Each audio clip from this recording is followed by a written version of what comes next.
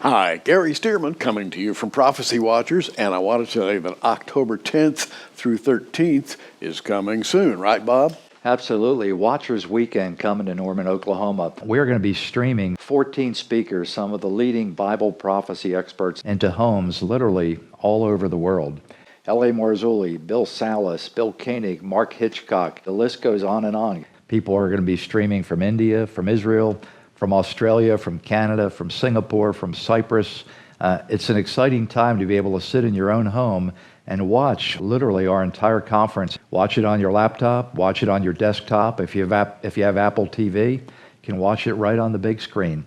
And Bob, I want to emphasize it's easy. For those who are not technically oriented and they're saying, oh, I could never handle live streaming, it's easy. They do the work, you sit down, you relax, and you join us. It's going to be quite an event. ProphecyWatchers.com, that's the place to go to register. Let's talk about the apocalypse.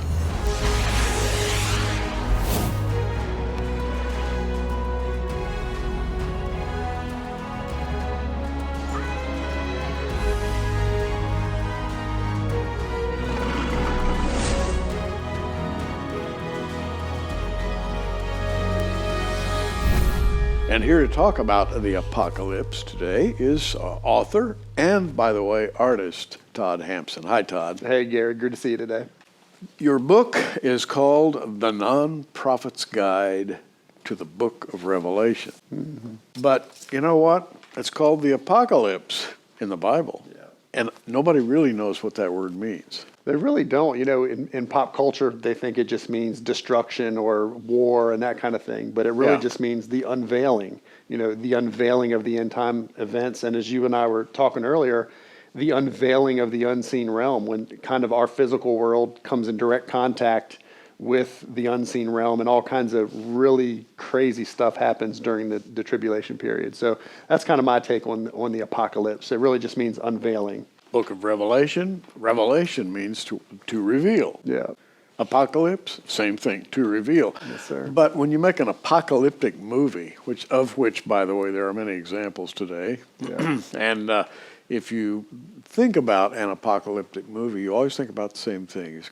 Crazy sci-fi characters doing crazy sci-fi things with crazy sci-fi weapons and shooting each other, and we all know what that's about. Yeah. And that's been stolen. The term apocalyptic has been kind of stolen and given over to science fiction. Sure. But in a way, I resent that, because apocalypse means unveiling. Unveiling of what exactly? Unveiling of the full picture of who Jesus is, and unveiling of Jesus's end time description to John about these events that are going to take place. And in your book, The Non-Prophet's Guide to the Book of Revelation, you have the non-prophet. Yeah. And it's not the kind of prophet you think it is. Usually you think of money. That's right. But this prophet spells prophet R-O-P-H-E-T. Yeah.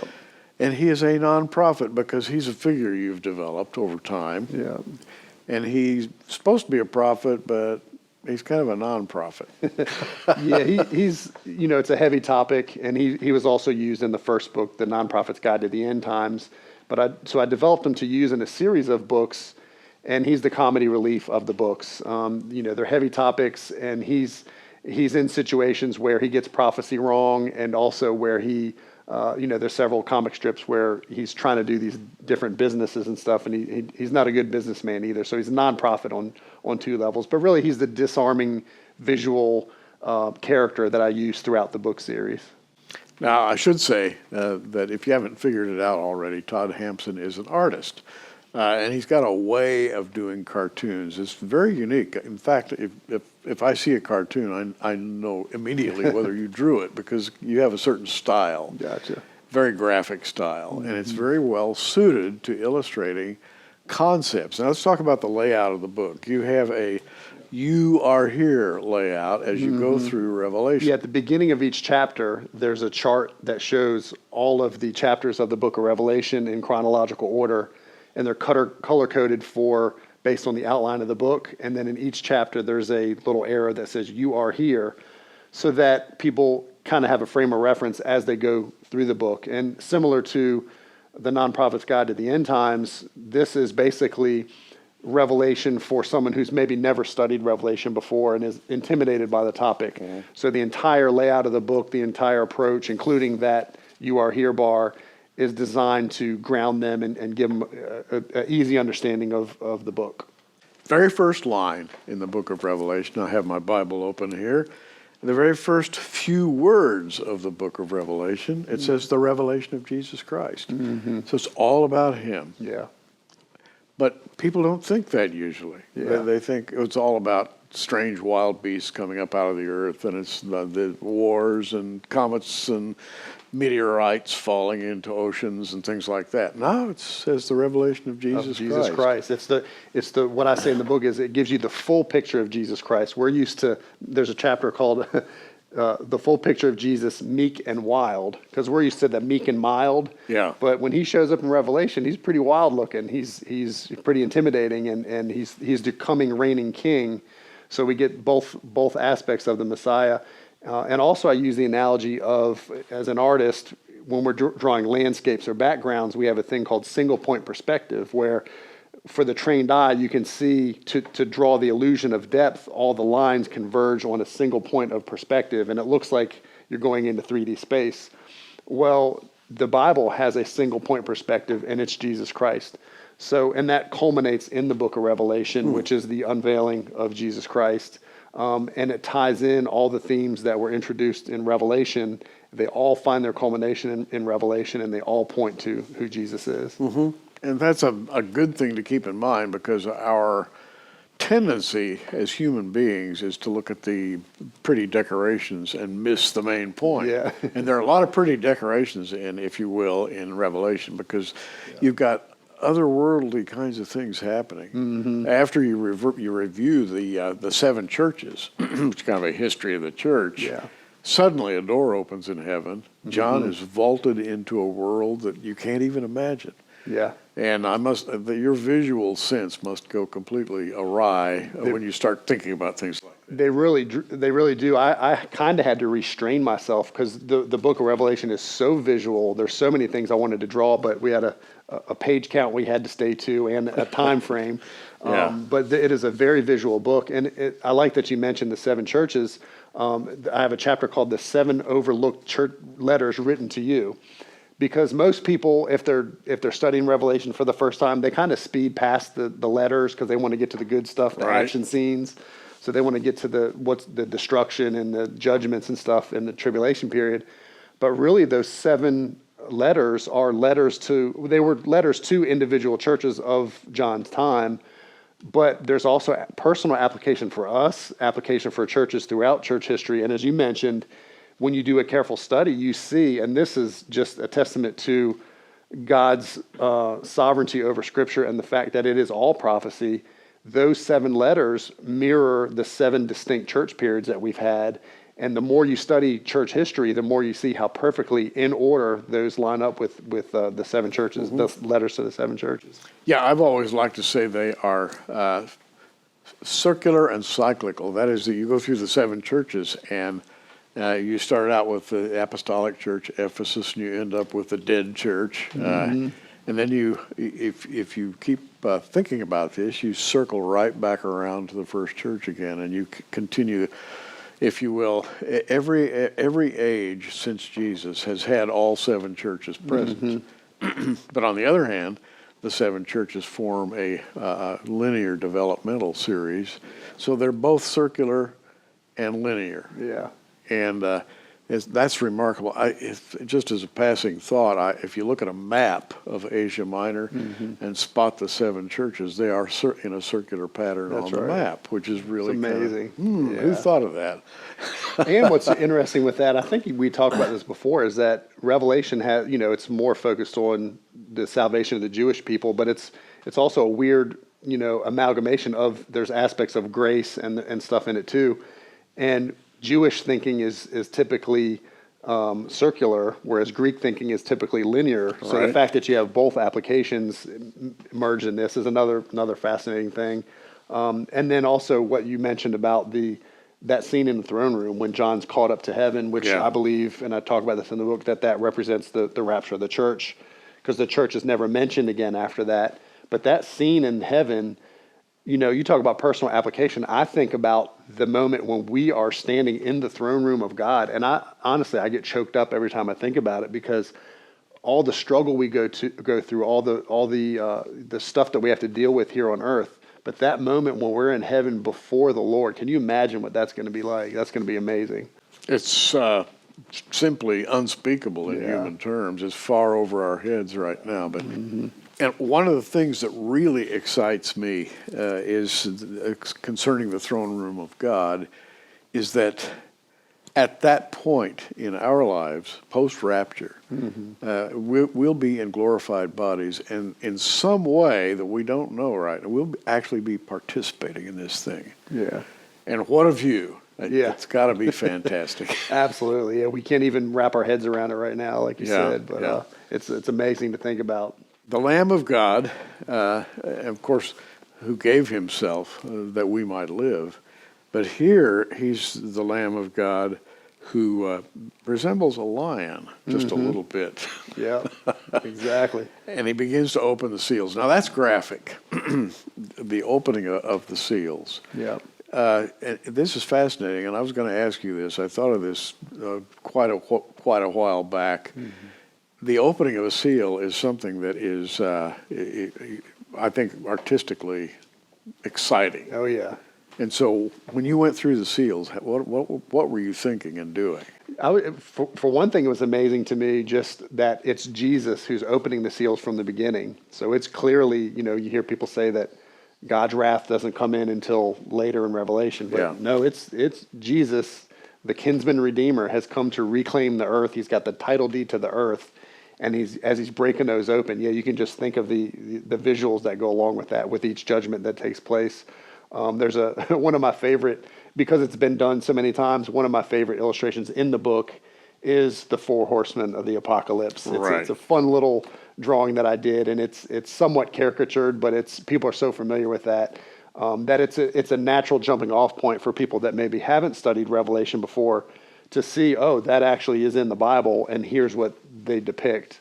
And with that, I cover the 21 judgments in a very visual way, and I show that there's a few different views of when they take place, whether it's first half, second half, or even the gap period before the first half, and I present all those views because some people who have never studied it before may not even realize that even within prophecy studies, there are people that see it slightly differently, and that we're all trying to figure it out. And I kind of give my take on it, but I mentioned that all the different views of where those 21 judgments fall in place.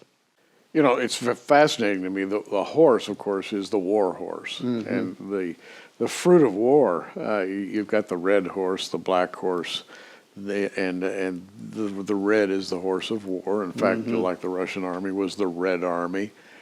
And I was thinking of the first horse as it rides forth. The white horse is Mr. Peace and Security. Here we are at last, and I'm going to fix it all up. It's going to be great. And he's the first horse. Yeah, he's got the bow but no arrow, so it's a man of peace. Yeah, man of peace. That's right. And I thought back, and Vladimir Ilyich Lenin was something like that, riding forth on his white horse, saying, "We're going to create a better Russia." Right.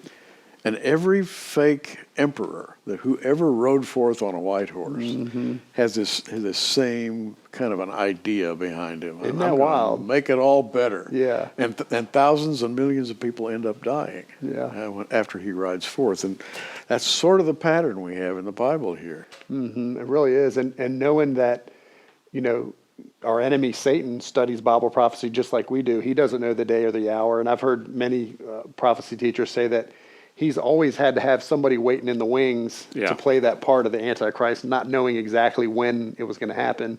And that seems to be the case. And you see that spirit of Antichrist and that the one world government, the evil dictators just kind of repeating itself over and over. Now, to go through the structure of Todd's book on the apocalypse, it starts describing the mega story, the full picture of Jesus. It goes to 7 overlooked letters, of course, the letters to 7 churches, and then the chapter 4, snatched away. And you believe that when that door opens in heaven, that's us being caught up. And I totally agree with that. And then begins a horrific series of events. As much as I want to see all these things happen, I want to see Jesus come back, and I want to see the world restored to what he wants it to be. I also have a sense of dread when I read about what has to happen in the meantime. It's horrible. It's absolutely horrific. Millions dying. Under the altar of God, you have people saying, "How long, O Lord?" And you think back to those pictures of the Holocaust.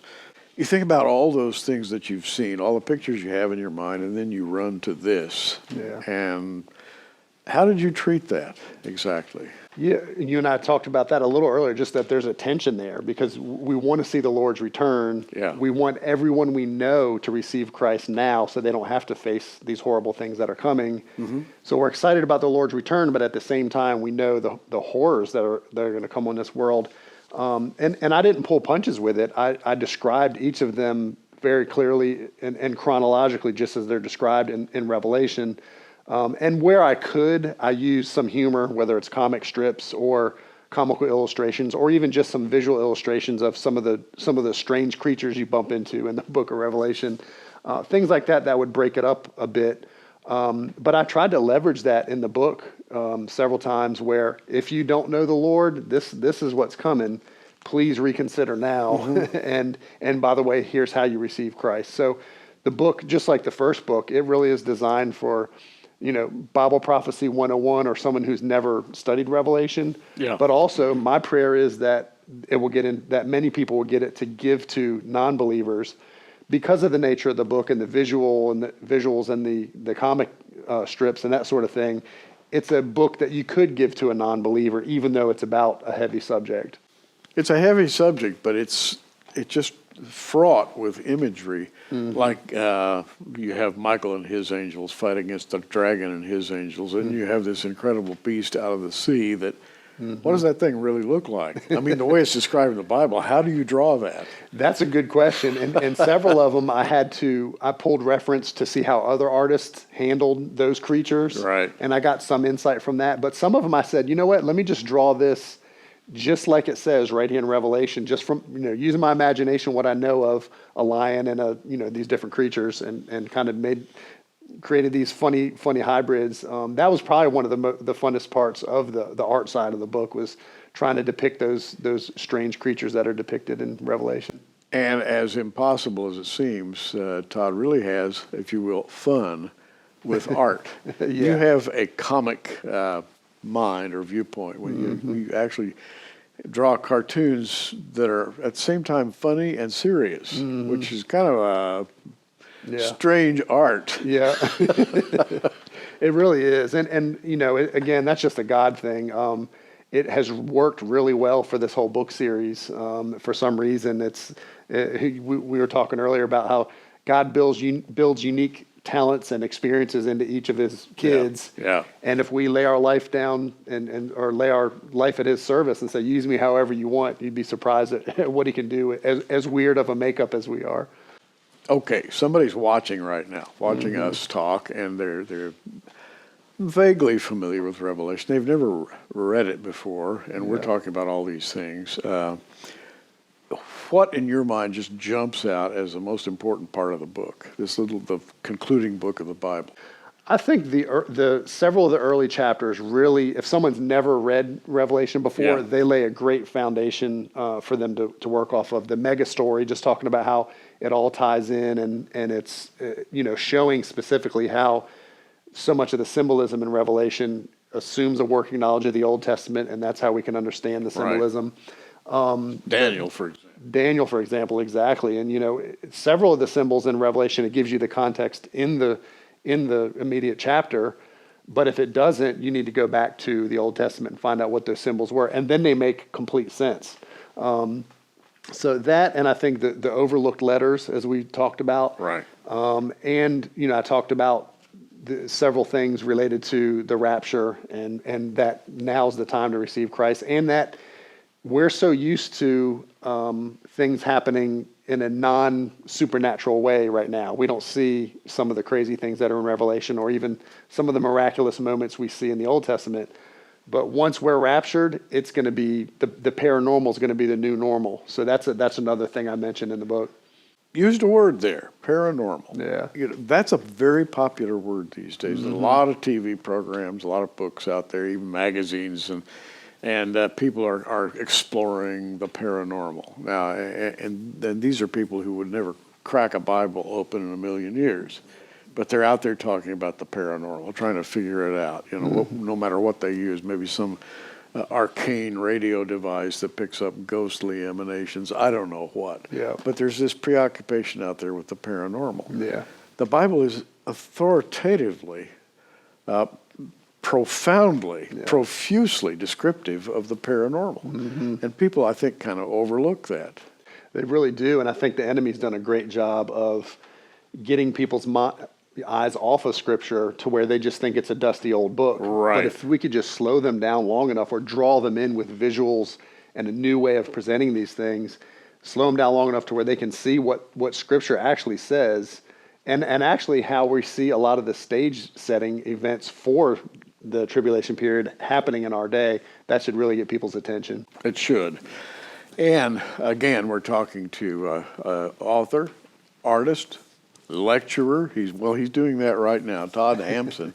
And he has written this book, The Non-Prophet's Guide to the Book of Revelation. And the non-prophet is spelled Prophet because he's got a character who takes you through Revelation. And he developed this. How long ago did you develop the non-prophet? I developed him probably 5 or 6 years ago, and I was just going to do comic strips with him. But I kind of put it on the back burner until this concept for the book came up. And one of the other thing I should mention with the nonprofit is I'm kind of a nonprofit. I've never been on staff at a church. I haven't been to seminary, but I just have a passion for Bible prophecy. And part of the reason I use the nonprofit is to encourage people who are intimidated by these topics. Yeah. Like, if I can figure it out, you can figure it out. Believe me. And you do put it well. I mean, he's got a way of taking the complex and just reducing it to a nice thought. And sometimes with a smile, because that nonprofit is always lurking around somewhere. A nonprofit, meaning that he's got a lot to learn. And as he learns, we learn too. That's right. Right along with him. Yep, well put. And let's continue talking about Revelation because, again, and I want to go right back to the beginning, we live in a culture that kind of quizzically thinks that it really owns Revelation. Revelation, schmevelation. Yeah. This is scientific world. We know we study through huge telescopes and the Hubble Space Telescope and we have CERN and we study the microscopic and the submicroscopic and who needs revelation? That's sort of the thought. Yeah. But we do need revelation because it offers a view of reality that is not only true, but it is meaningful given today's society. It really is. And even the scientific things you mentioned, what we're learning through those things, actually we see aspects of that in Revelation, whether it's technology, weaponry, communications, all kind of stuff that was not possible in John's day. Is possible now because of those technological advances that you mentioned. You have beasts, indescribable beasts. I don't know how you describe them, but you did. And these beasts making war on Earth. And when you read the description of what they're doing, you say, it's not like any beast I've ever seen. Exactly. And it appears there's some DNA manipulation. There's the mark of the beast technology that Revelation talks about. Seems like it also changes people somehow to where they can't even be saved after they accept the mark of the beast. So it changes something about, and later on we find that they have these great sores all over their bodies and stuff like this. And there's all kinds of things related to that. And like I said, weaponry and war and the effects of war and even cosmological things, meteors, all kinds of stuff. So it's an exciting book to read. And another thing I should mention, there's several chapters in the middle that we call the parenthetical chapters. Primarily Revelation is written chronologically, but then you have this chunk of chapters right in the middle that kind of pulls back and gives you a broader view and fills in some blanks. And then in those parenthetical chapters, you bump into all kind of fantastic creatures, earth-circling angels that are preaching the gospel. Oh, yeah. 144,000 sealed and protected Jewish evangelists. The two witnesses, which I believe are Moses and Elijah, and Moses, or one of them can breathe fire. And that's the first time I've ever heard those angels called earth-circling angels. And I think I'm immediately thinking of a satellite in orbit. Yeah. So you have a way of viewing things visually, which is interesting. Makes it very interesting. And by the way, that's the key to the book. He is an artist, thinks like an artist, but he's also got a very good handle on the finished work of Christ as is brought to a great conclusion. The book is called The Non-Prophet's Guide to the Book of Revelation. Very, very cleverly and carefully illustrated by Todd Hampson. Non-Prophet's Guide to the Book of Revelation, $20, free shipping anywhere in the U.S. Go to prophecywatchers.tv and you'll find our online bookstore. You just click there and scroll down and you'll find it. And I want to tell you also that we have for you the Non-Prophet's Guide to the End Times, which Todd has written earlier, and we've interviewed him about this particular book. It's a way of introducing people to a brand new subject in a way that'll make them stop and think. He's got an artistic view of everything that goes on, I think. A lot of us have talent. Some of us don't, but he does, because he puts things in that artistic way that makes it really jump out at you. The book, $20, free shipping. DVD set, by the way, $50, free shipping. By the way, as we do here at Prophecy Watchers, we put things into packages. If you order these 3 items, we have a bonus for you. 3 Studio 2 presentations, and they include a long interview with Bill Salas, with Jeff Kinley, and Dr. Thomas Ice. The Non-Prophet Study Package is yours for a gift of $80. Free shipping anywhere in the U.S.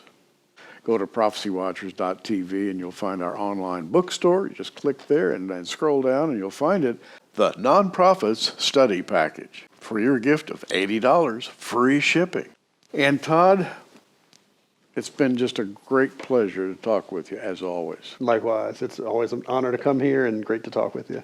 If you wanted to really interest somebody in your Revelation cover, just what's the most interesting part of the book from your perspective? For someone who's never studied it before? Yeah. Yeah, I think just those first few chapters that really kind of disarm them and dispel some myths that they may have thought about the book of Revelation. Even for Christians who've never studied it before, I think there's a lot of things that keep them from studying it. But those first few chapters showing the full picture of Jesus, that it's all tied into a mega story. Matter of fact, what I talk about in that opening chapter is that if we don't read the book of Revelation, it'd be like going to see our favorite movie, but leaving before the end happens and not knowing how it all ends. And actually, the introduction to the book, I talk about an unexpected adventure, and I talk about an adventure my wife and I had on our honeymoon, that scuba diving trip that we didn't have planned and didn't know we were going to go on, and just how exciting that was, and that how the book of Revelation is an unexpected adventure if you've never studied it before. Don't overlook it. It's well worth your time. Matter of fact, it's the only book in the Bible that says you'll be blessed for reading it. So it's an unexpected adventure that I want to challenge everyone to study. Great. But a lot of people say, oh, you can't understand Revelation. Don't even bother. And a lot of them are preachers. Yeah, which is sad, because you really can. I mean, you got to put the work in. But a lot of it is because there's been a lot of deception about that, trying to muddy the waters. Yeah. But if you just take a plain view of Scripture, a literal interpretation of the book of Revelation, it makes a lot of sense. Todd Hampson, thanks for coming by. Thanks for having me. I'm Gary Stearman. Hey, you keep watching. We are. Thanks for joining us on Prophecy Watchers. You can find us on the web at prophecywatchers.com, where you can sign up for our free email newsletter. In the meantime, keep watching, everybody, and we'll see you soon.